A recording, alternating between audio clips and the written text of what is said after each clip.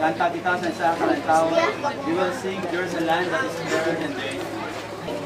Tao natin din nga may patungkol sa promisa sa Ginoo, nga may aras siya nga dugo nga ginaman sa aton.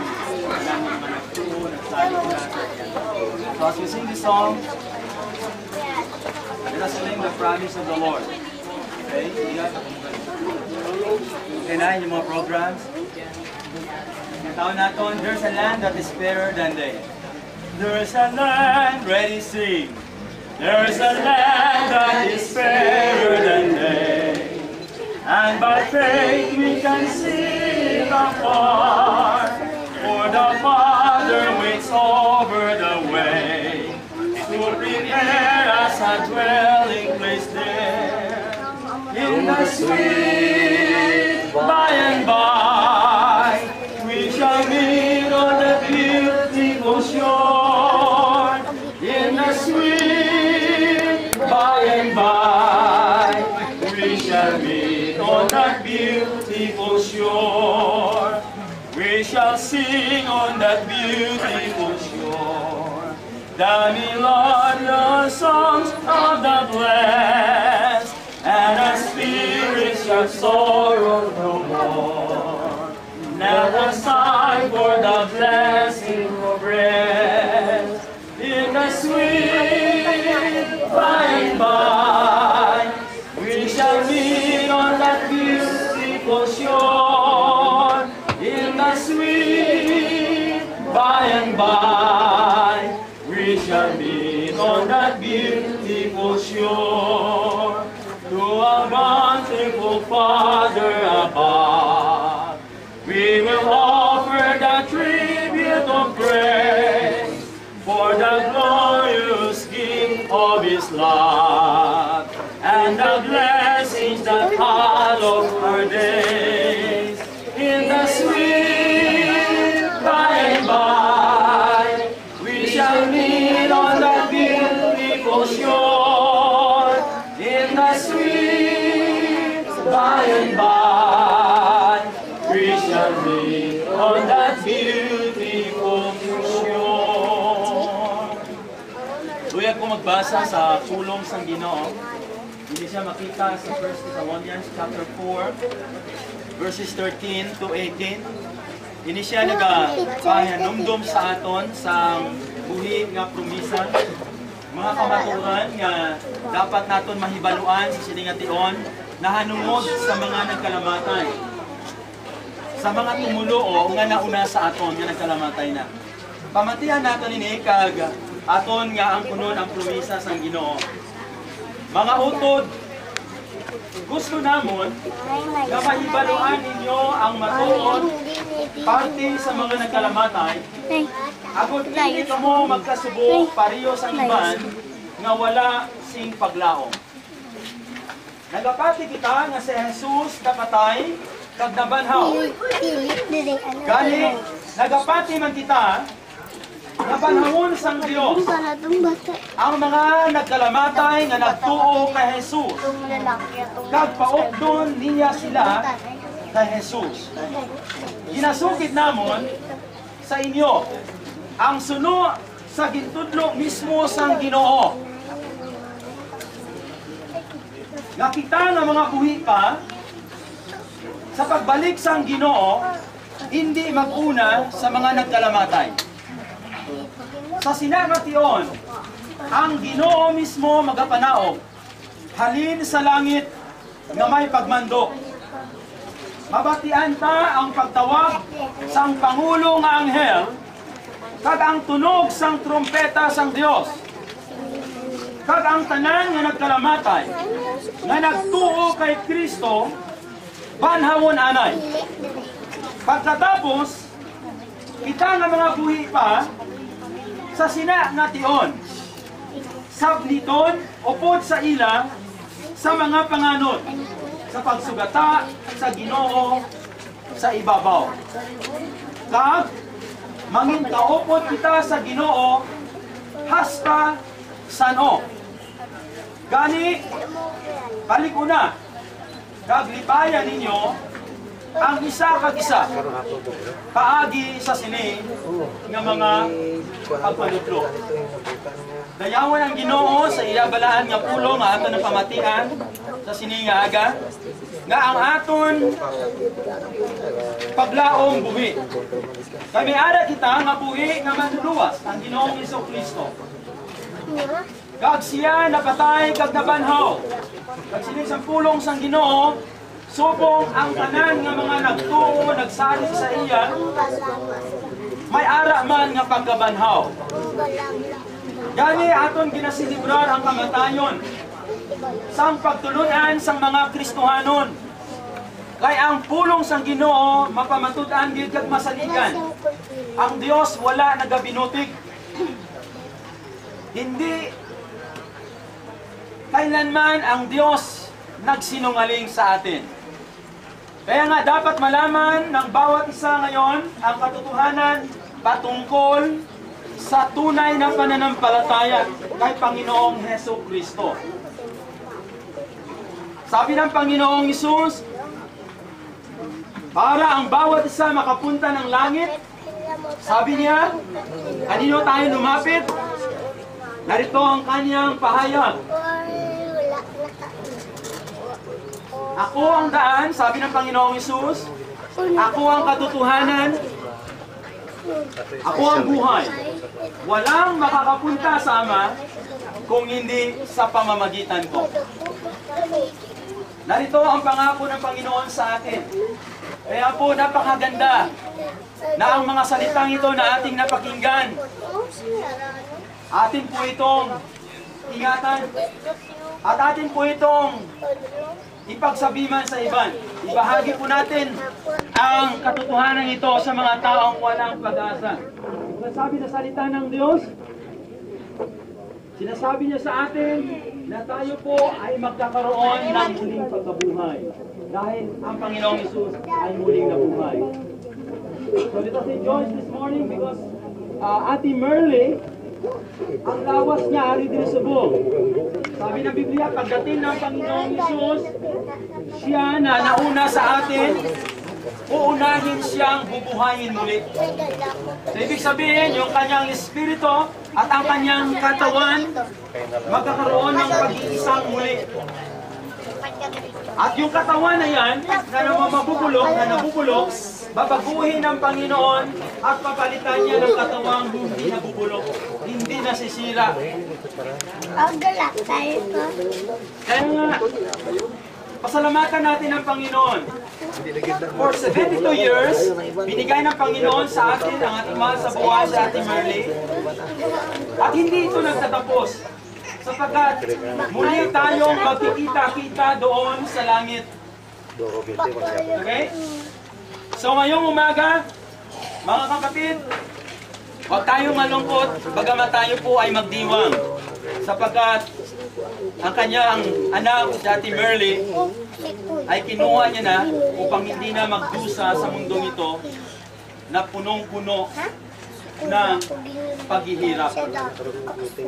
Ay po'y lumapit sa Panginoon at pasalamatan natin siya dahil ang mensahe ng Panginoon ngayong umaga sa atin, habang may buhay tayo, binibigyan tayo ng Panginoon ng buhay, atin po siyang luwalhatiin, paglingkuran.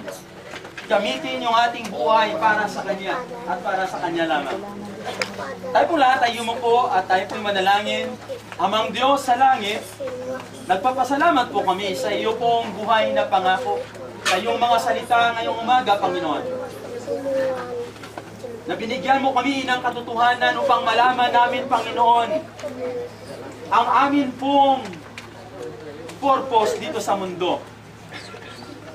At higit sa lahat, binigyan mo kami ng buhay upang, Panginoon, ang buhay na ito ay isa sa buhay namin para sa iyo.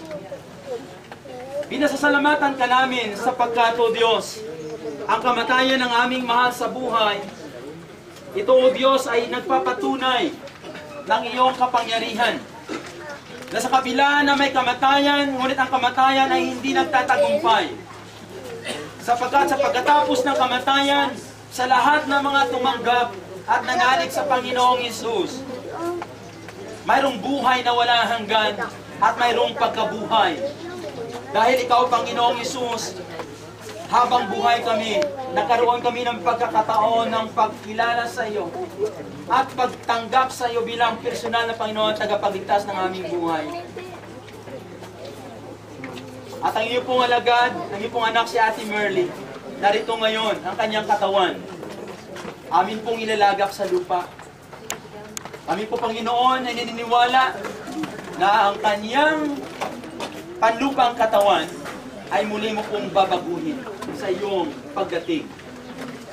Kaya, Panginoon, patatagin mo po ang pananampalataya ng bawat isa, ang bawat puso ng bawat isa nandito ngayon. Na huwag namin titingnan ang kamatayan bilang katapusan, kundi ito po ay pintuan patungo sa iyong kaharian.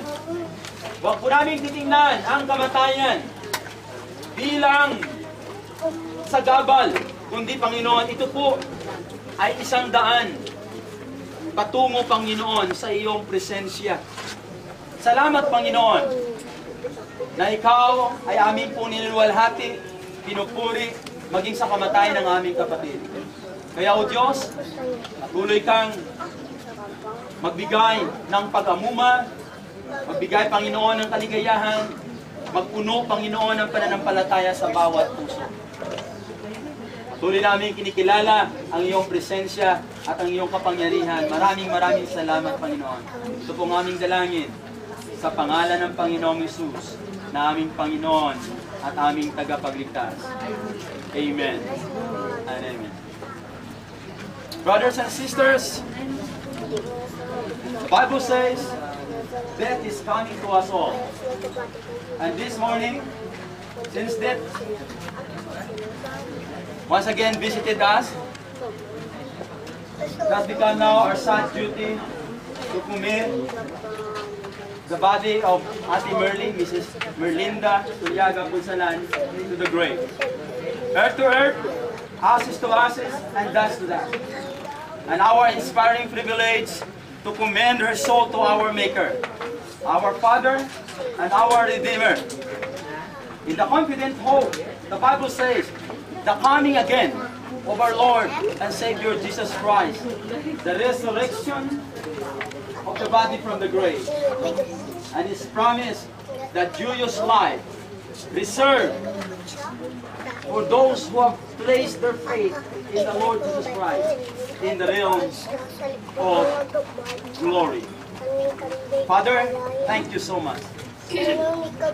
Ari Ginoo, ginabalik naman sa lupa ang katawan ni Ate Merly. Thank you so much for giving to us Ate Merly for 72 years. And even, Lord God, thank you so much for your faithfulness and your goodness sa iya, Ginoo. Hindi ka nagkulang sa Kanya, Panginoon. Ikaw ang Diyos mula noon, ngayon, at maging siya ay nabubuhay. Maging tapat ka sa Kanya, O Diyos. Maging sa buong pamilya. Sa pamilya na Kanyang iniwan, Panginoon. Kay Brad Idion, kay MM, Lord, our prayer, ikaw, Ginoo, magapakikupod padayon sa ila. Di ko na sila, pag ikaw, Ginoong Hesus, ang ilang at tulokon. Saligan, tugyanan sa ilang at kinabuhi. Lord, bless inong ning sa iya, Ginoo, nga pag-atipan kay MM. Ihatag, Ginoo, ang imo, Dios, nga grasya, ang imo nga provision, ang imo, Ginoo, nga pag-amuma. Lord, ang amon pangamuyo, nga pirmi siya magpalapit dira sa iyo. Pirmi, Ginoo, kilalahon ang imo, O Dios, nga pagigugma o palangga sa iyo. Dayawon ka, Ginoo. Madamo giga salamat. Iningamon pangamuyo. In Jesus' most precious name. Amen. And amen. We will sing another song. Katawin natin ang Face to Face with Christ my Savior. Face, let us sing. Face to face with Christ my Savior. Face to face, what will it be? When the rapture I behold Him, Jesus Christ, who died for me.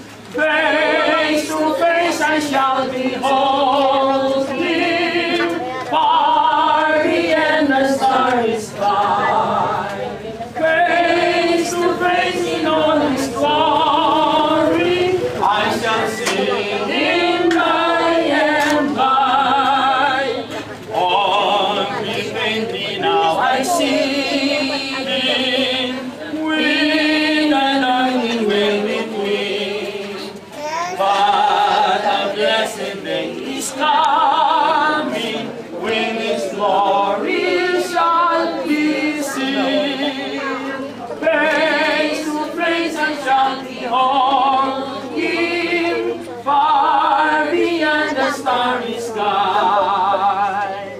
Face to face in all His glory, I shall see Him by and by. Before we sing the third and the last stanza, this time we will give a chance for the immediate family para mag-sampling, para silayan ang katawan ni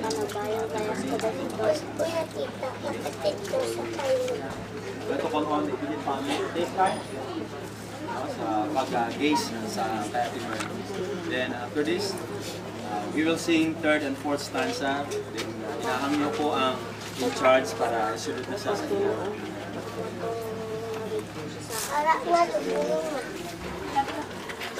Lupong manay.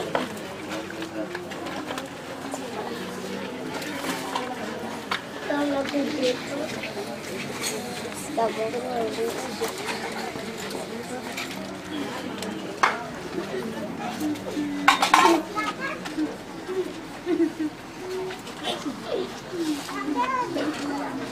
Ako na dito ko nakapagod. Si Epa yung pagod.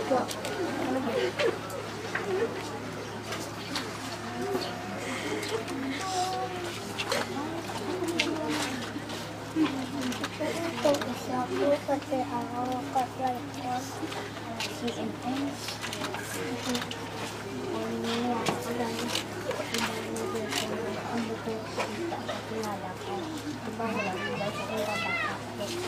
Bata pa siya. Wala.